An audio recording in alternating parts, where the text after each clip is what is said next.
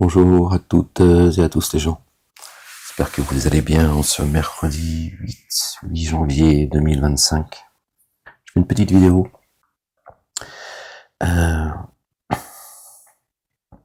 concernant le verset 34, la sourate 4 du chapitre 4.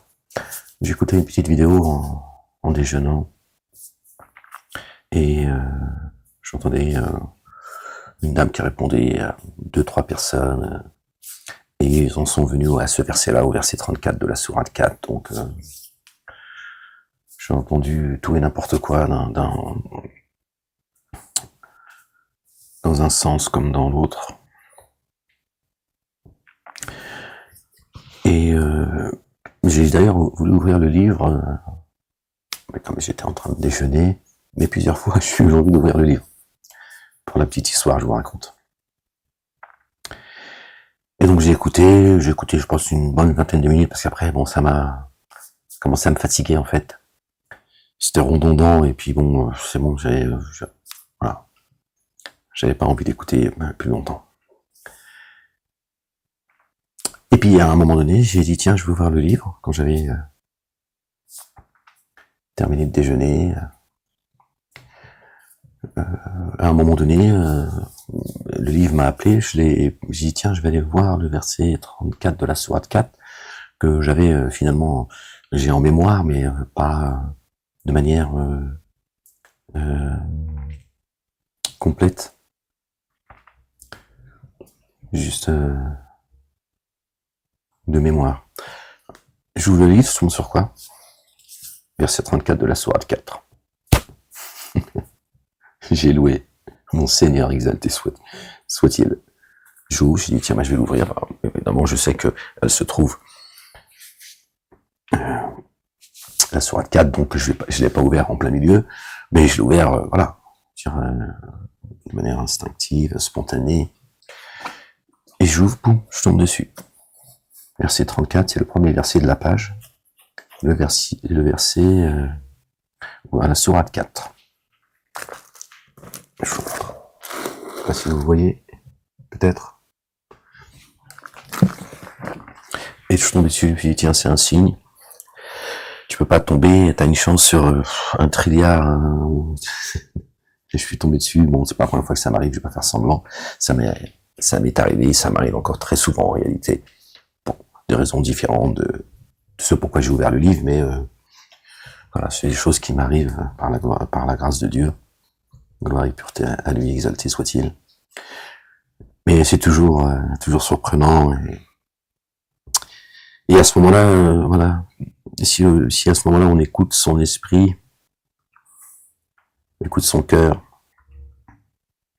également, on sait pourquoi c'est arrivé. Si on fait pas attention, après ça s'évapore.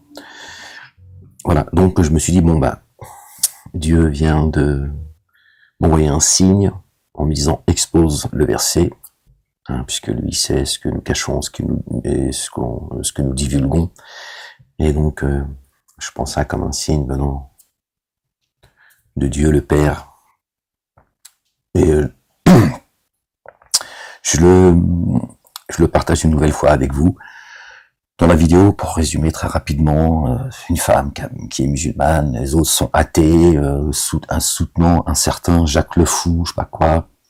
Bon bref, donc voilà, ça fusait d'un côté comme de l'autre, des reproches, etc., etc. Elle défendait le Coran comme elle a pu, à coup de hadith, une fois, par moment, par le Coran, c'était une chouchouka. Ils essayaient de l'acculer, donc elle a traduit ce verset en disant tout et n'importe quoi. Bon, c'est comme ça, ils sont en train de se quereller dans l'enfer. Qu'ils y restent, qu'ils continuent à se quereller. Moi, je suis là pour exposer le livre, et Dieu m'envoie vous l'exposer une nouvelle fois, avec ce qu'il veut dire vraiment. D'accord. Au nom du Père, de son messager Elohim, le Fils de Marie, paix sur eux, sur leur famille, du Saint-Esprit. Seigneur, je cherche protection auprès de toi contre le diable banni. Bismillahirrahmanirrahim. Ha, mim, ayn, sin, qaf. Rabbi zidni ilman. Verset 34 de la sourate 4.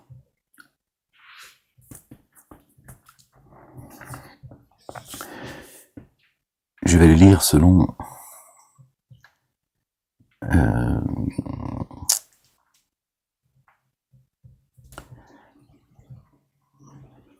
la traduction réelle et pas la traduction qu'on a fait Maurice Gloton, comme tous les autres d'ailleurs, en traduisant le mot par femme. On remplace par âme. D'accord? Vous verrez, ça prend sens, ça n'a plus rien à voir. Les hommes se doivent de se comporter toujours droitement à l'égard des âmes. Ils ont mis les femmes. Voilà. Pour que vous sachiez. Les hommes se doivent, les hommes à grand H, évidemment, se doivent de se comporter toujours droitement à l'égard des âmes, par la faveur qu'Allah le Dieu a accordée aux uns par rapport aux autres. Et parce qu'ils ont fait circuler de leurs biens. Ainsi les âmes intègres, se recueillent gardiennes. Là, ils ont mis femme encore. Ainsi, les âmes intègres se recueillent gardiennes devant le mystère parce que Allah le Dieu, garde.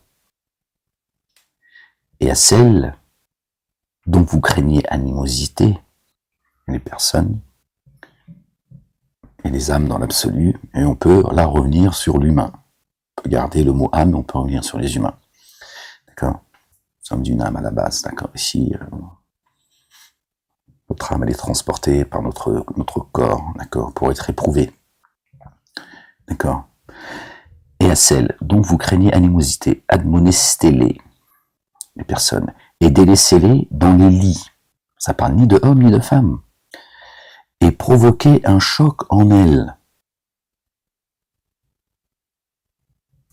D'accord? La personne, c'est-à-dire son âme en fait. La personne, d'accord? Provoquer chez elle un choc. La personne, d'accord? Qu'elle soit homme ou femme. Alors, si elle reste disponible, cette personne n'est pas la femme. Vis-à-vis de vous, ne désirez pas de recours contre elle. La personne. D'accord?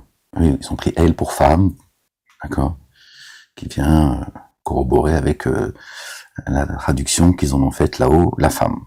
Vraiment, Allah se révèle sublime, magnifique. Si vous craignez un désaccord entre les deux, désignez un arbitre. Un arbitre de la famille de l'époux et un arbitre de la famille de l'épouse. Et homme et femme. Si tous deux visent à s'arranger, Allah le Dieu favorisera la bonne entente entre eux. Question de bonne volonté. Si tous les deux sont de bonne volonté, Dieu descendra la solution pour trouver un accord entre eux et retrouver la paix entre eux. Vraiment, Allah, le Dieu, se révèle savant, très informé. Et adorez Allah et ne lui codifiez aucune chose qui nous ramène, d'accord, au verset qu'on a lu précédemment, d'accord, qui parle bien de l'âme, d'accord, qui s'est égarée, d'accord. Donc Dieu, après avoir dit tout cela, comment faire, d'accord, comment se comporter face à une âme, d'accord, qui désobéit, pas à la femme. Pourquoi la femme et l'homme, il fait quoi? Alors lui, il est exempt de tout reproche. Je suis pas l'avocat des femmes. Je suis là pour vous exposer la vérité, c'est tout. Perdez pas votre temps. Essayez de comprendre ce que vous ne pourrez jamais comprendre. Je suis juste là pour exposer le livre. D'accord? Et adorez Allah, Allah le Dieu. Et ne lui codifiez aucune chose, ne lui associez aucune chose. Ok? Ce qui nous permet de comprendre pourquoi Dieu nous dit tout cela en amont. D'accord? Et appelle à provoquer un choc chez elle, cette personne. Parce qu'elle s'est rangée du côté de ceux qui associent des choses à Dieu. Comportez-vous avec excellence avec les deux géniteurs, et les proches, et les orphelins, et les démunis, et le voisin proche, et le voisin éloigné, et le compagnon proche, et le voyageur, et ceux qui sont à votre service. On est captif, toujours. Hein. Vraiment, Allah, le Dieu, n'aime pas celui qui se comporte avec insolence et gloriole. Ni les avares, ni ceux qui ordonnent l'avarice aux humains, et qui dissimulent la faveur qu'Allah le Dieu leur a accordée. Quelle est cette faveur? Entre autres, la générosité et la miséricorde de Dieu est grande. On ne peut pas la cerner dans sa totalité. Mais là, on reste dans le contexte du dire de Dieu l'Éternel. Exalté soit-il. D'accord? Et qui dissimule la faveur qu'Allah le Dieu leur a accordée. La faveur que Dieu a accordée, d'accord, à ces personnes, à ces âmes. D'accord? Quelle est cette faveur? Les hommes se doivent de se comporter toujours droitement à l'égard des âmes, par la faveur qu'Allah a accordée aux uns par rapport à d'autres, et parce qu'ils ont fait circuler de leurs biens. Ainsi, les âmes intègres se recueillent gardiennes devant le mystère. Devant le mystère. Elles sont gardiennes, ces âmes. Voilà la faveur que Dieu fait à certains. Et d'autres, certains veulent la dissimuler. Et parce qu'ils ont, devant le mystère, parce que Allah garde devant le mystère, parce que Allah, le Dieu, garde. Elles sont gardiennes du mystère que Dieu lui-même, exalté soit-il, garde. Voilà, cette faveur, cette grande faveur que Dieu a accordée à certains par rapport à d'autres. Donc voilà, ça n'a rien à voir, leur discours là, parce qu'après, à un moment donné, ils sont arrivés à Adrbuhunna, frappez-les, etc.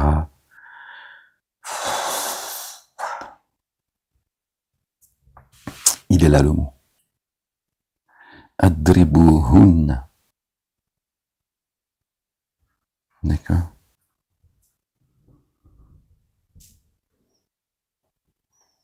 Certains l'ont traduit là c'est traduit provoquer un choc chez elle. Maurice Leton, il avait déjà compris le sens du dire. Certains l'ont traduit par frappez-les.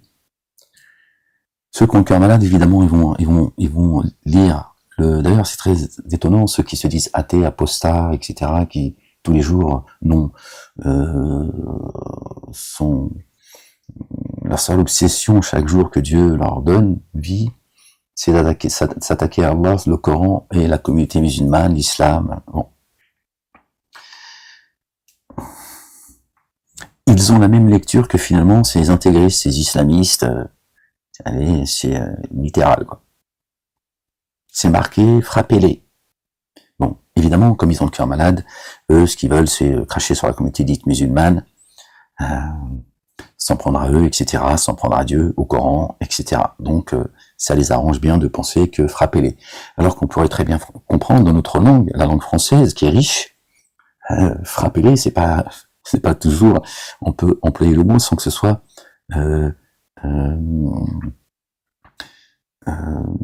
pour parler de violence, en fait.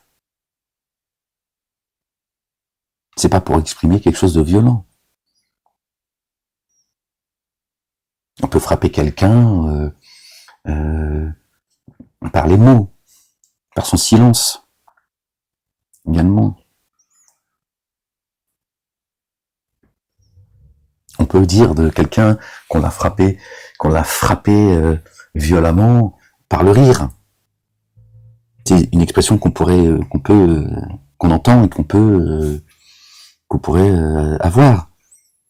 Le mot frapper, à ce moment-là, n'a plus du tout le sens que eux ont envie de lui donner, les uns et les autres. Ceux qui disent oui, Dieu a dit frapper parmi les musulmans, et ceux qui disent oui, ça veut dire frapper, regardez, votre Dieu est un Dieu barbare, tout ce que vous voulez. Parce qu'ils ont la même lecture, en fait. Alors que c'est pas du tout ce que Dieu dit.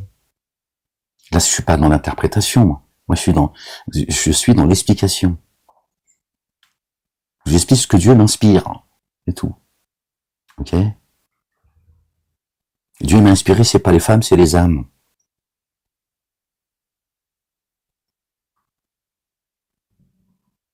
Et quand on le lit, d'accord, en remplaçant le mot femme par âme, ça prend tout son sens.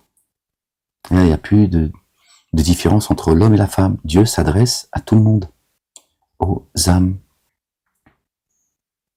Et il nous dit qu'il y a des âmes qui sont gardiennes du mystère.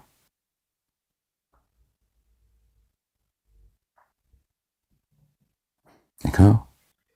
Et il nous dit que certains qui sont désobéissants, il y a donc un litige, un contentieux, voire de grosses tensions entre un homme et une femme. Dieu lui dit, provoquez un choc chez elles. Adribuhunna.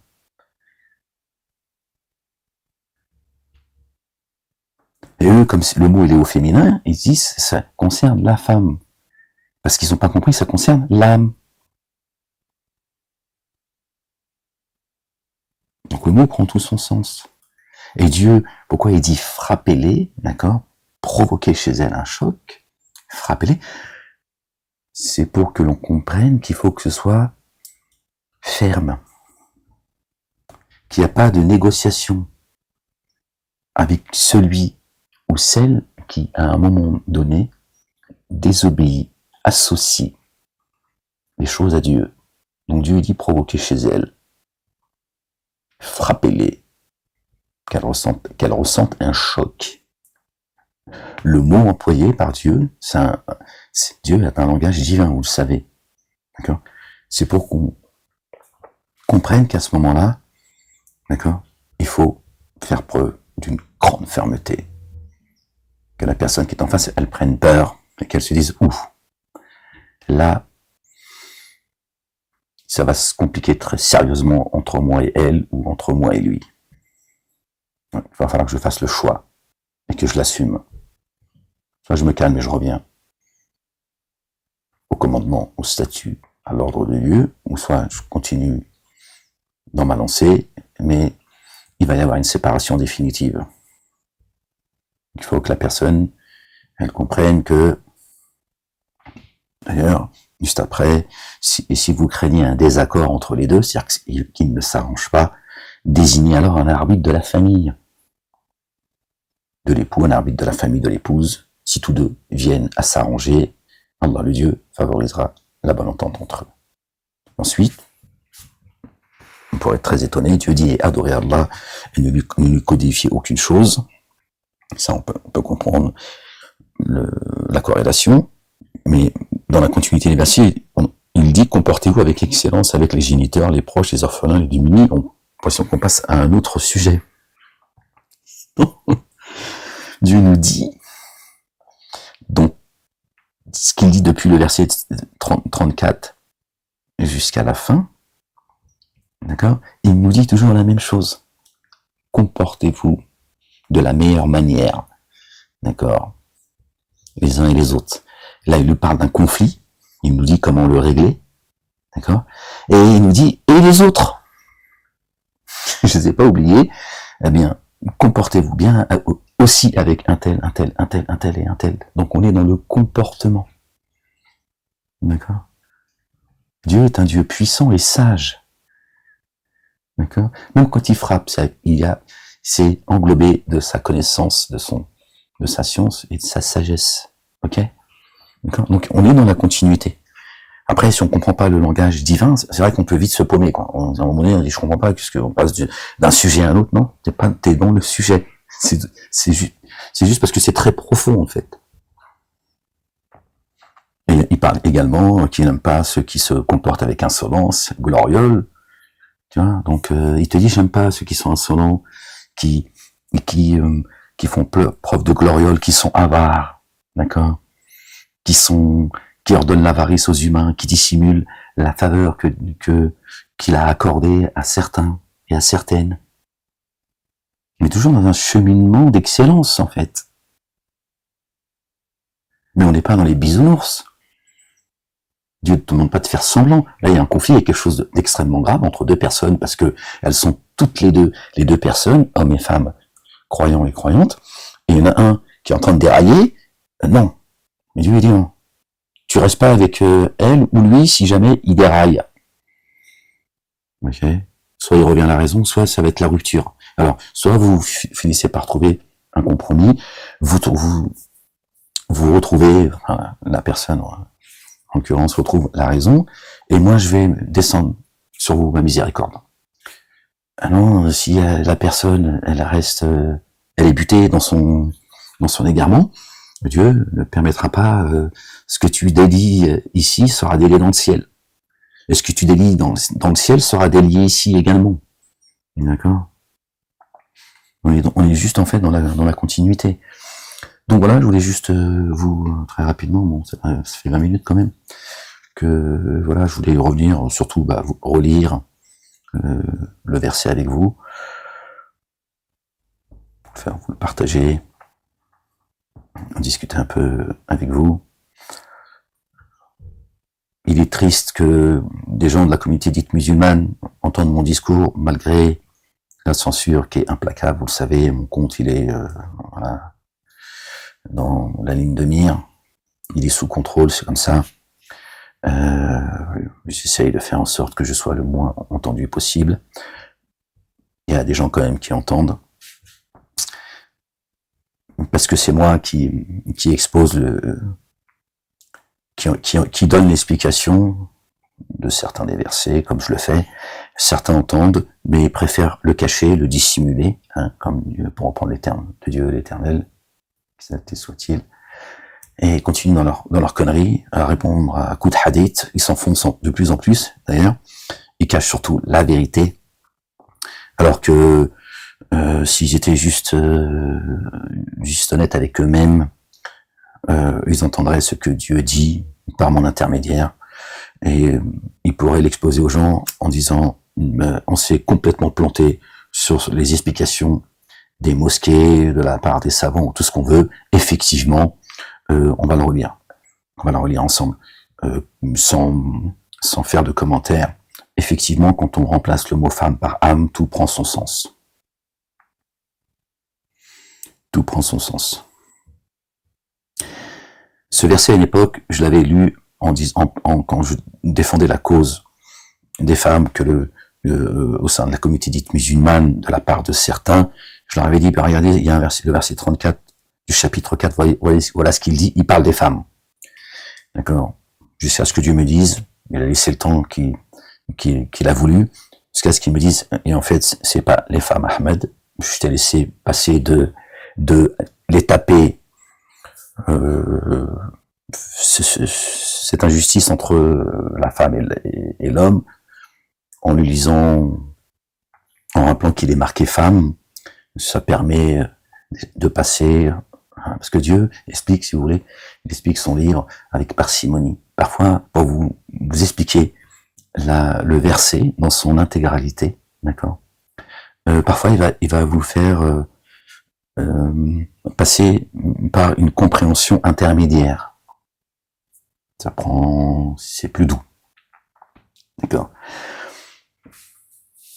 Donc voilà, donc à l'époque, je ne sais plus exactement la raison pour laquelle je l'avais exposé à plusieurs reprises pour répondre à ces couillons-là qui salissent tout seuls leur propre communauté, parce qu'ils salissent ni Dieu, ni la Ligue, ni personne en réalité. Je veux dire, voilà, t'entendras que si Dieu veut que t'entendes, d'accord, parce que lui, il sonde les poitrines et il sait si tu cherches la vérité ou pas.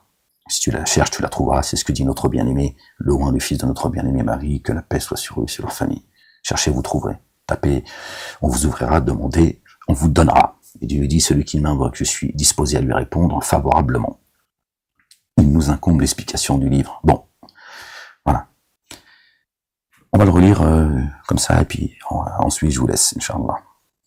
Les hommes, un grand H, se doivent de se comporter toujours droitement à l'égard des âmes, par la faveur qu'Allah a accordée aux uns par rapport à d'autres, et parce qu'ils ont fait circuler de leurs biens. Ainsi les âmes intègres se recueillent gardiennes devant le mystère, parce que Allah garde. Et les âmes dont vous craignez animosité, D'accord? Admonestez-les et délaissez-les dans les lits et provoquez un choc chez elles. Alors si elle reste disponible vis-à-vis de vous, ne désirez pas de recours contre elle, contre la personne, pas la femme. Vraiment, Allah se révèle sublime, magnifique. Ok? Ça prend tout son sens. Ça concerne l'homme et la femme.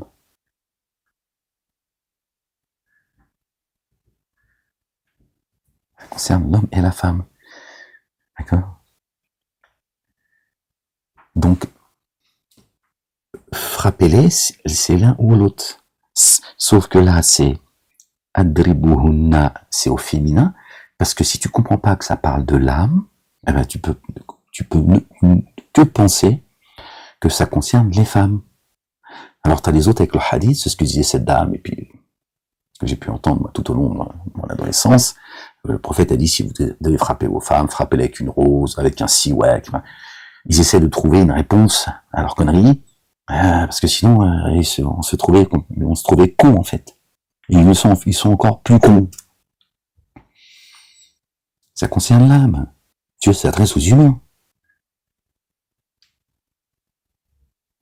Et Dieu est un Dieu juste. Sinon, il y aurait un verset qui aurait suivi celui-là, et qui serait inversé, et qui dirait aux femmes, frappez vos hommes. Voilà, les hommes, ils pêchent pas. Il faut nous dire, comme ça, au moins, on est tranquille, tu vois, parce que ça, on nous l'a pas dit, tu vois. Il faut être logique. D'accord? Mais bon, le regard qu'ils ont de leur Dieu, Allah, qu'ils en ont fait un nom, un prénom, pour qu'on se comprenne, tu vois. Il est comme eux, c'est un machiste. C'est un homme, donc il résonne un homme. Voilà. Pourquoi ils traduisent ça comme ça? Et Dieu est un homme, c'est un barbu. Donc forcément, il descend sa parole avec son esprit de barbu. Voilà. La bêtise. Gloire et pureté à toi, Seigneur, exalté sois-tu. Bon voilà les gens, je voulais juste vous donner, voilà, vous faire partager, vous faire partager ce que j'ai pensé de ce petit bout. Bon, je vais pas vous le faire écouter parce que bon, ça va quoi. Hein, pas besoin de l'écouter elle pour savoir de quoi je vous parle. Les gens, prenez soin de vous, soyez bénis, croyants et croyantes, que Dieu vous protège. Il protège également les gens épris de justice. La ilaha illallah wahdahu la sharika lah. Gloire et pureté à toi, Seigneur, exalté sois-tu. Allez les gens, je vous dis à bientôt pour une prochaine lecture, si Dieu le veut. Prenez soin de vous. Bisous.